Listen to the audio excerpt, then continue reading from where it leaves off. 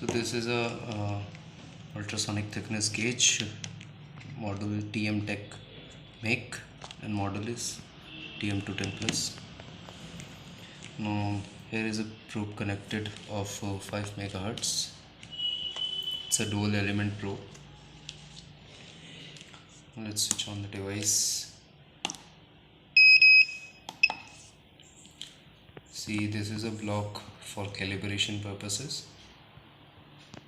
I mean, if you have to calculate a zero, you need to have to get a zero calibration, so you need this block. Just put some couplant over here,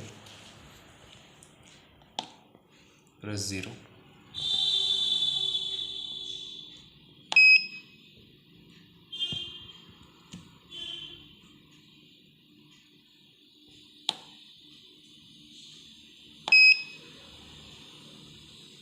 And zero calibration is done.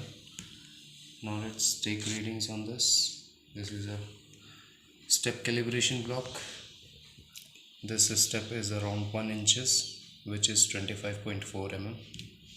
Let's take the reading.